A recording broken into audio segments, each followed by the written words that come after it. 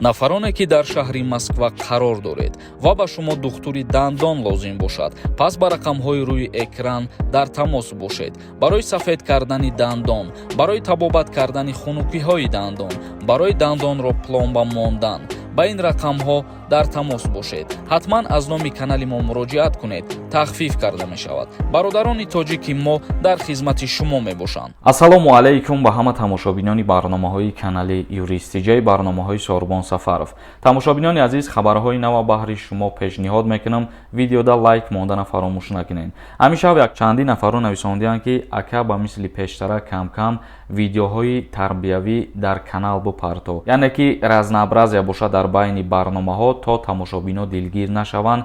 ҳамин гуна фикрошона баён кардиянд ва ман аз шумо имрӯз пурсиданӣ ҳастам ки агар шумо розӣ бошед ва дастгирӣ кунед, мо худо хоҳад кам кам дар байни барномаҳорам ягон филмҳои тарбиявӣ карда баҳри шумо пешниҳод мекунем. фикротонро ҳатман дар комментария бинависен, хоҳиш мекунам. аввалин ахбороти мо оиди президенти ҷумҳурии Тоҷикистон муҳтарам Эмомалӣ Раҳмон дар Хуҷанд ба 45 табибу омӯзгор хона тӯҳфа кард. Эмомалӣ Раҳмон раиси ҷумҳурии Тоҷикистон ба кормандони соҳаҳои маориф ва тандурустӣ дар суғд хона ҳадия кард. ӯ дар охири рӯзи сафари кориаш дар шимоли Тоҷикистон дар шаҳри Хуҷанд қайд намуд ки тибқи иттилооти дафтари матбуотӣ дар бинои нуҳошиёнаи истиқоматӣ 10 манзили якҳуҷрага, 18 адад дуҳуҷрага ва 17 манзили сеҳуҷрага ҷой дода шуданд. яъне ки президенти ҷумҳурии Тоҷикистон муҳтарам Эмомалӣ Раҳмон ба сафари корӣ ба вилояти Суғд сафар кардагӣ буд ва дар ин сафари худ ба 45 табибу омӯзгор хонаҳо ҳадия кард.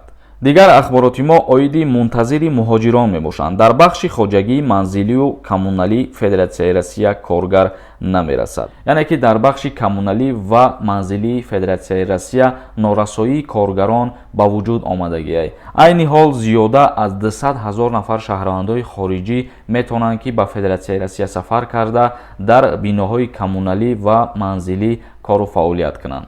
дар мавриди ҷалби захираҳо аз муҳоҷирони корӣ ба гуфтаи муовини вазир, вобастагии соҳа аз муҳоҷирон дар ҳама ҷо гуногун мебошад. як ахбороти дигар, эълони ҳукми ду бародари тоҷик ки дар метрои Москав ба кормандони пулис дарафтода буданд. ду муҳоҷири тоҷик ки барои дарафтодан ба кормандони пулис дар метрои Москав боздошт шуда буданд, ҳукми зиндон гирифтанд. ба ёди ҳамаи мо шумо ҳаст ки тақрибан чанд моҳ пеш дар яке аз метроҳои шаҳри Москав ду шаҳрванди ҷумҳурии Тоҷикистон, ду ҷавон бо коркунои милитсияи Федератсияи Россия даст ба гиребон мешаванд ва мутаассифона имрӯз ҳукми зиндоншон биромад. худованд ба падару модаршон сабри ҷамил ато кунад ва худованд кунад ки мушкилишон тезтар осон шавад. онҳо бо истифодаи зурӣ алайҳи намояндаи ҳокимият муттаҳам мешуданд ва бо ин ҷурм Умар барои 3.5 сол ва бародараш Саид Акрам барои 2.5 сол равонаи зиндон шуданд. тамошобинони азиз, ин буд якчанд хабарҳои нав баҳри шумо пешниҳод кардем. ба ҳамин барномаро ҷамъбаст мекунем. касое ки мехоҳанд агар проверка кунанд ки депортатсияшон ба Россия шудагӣ ҳаст ё ин ки не, дар ин ҳамин рақамҳо WhatsApp да бинависонен, проверкаи документҳо мекунанд. худованд ҳамаи мо шуморо нигаҳбон бошад.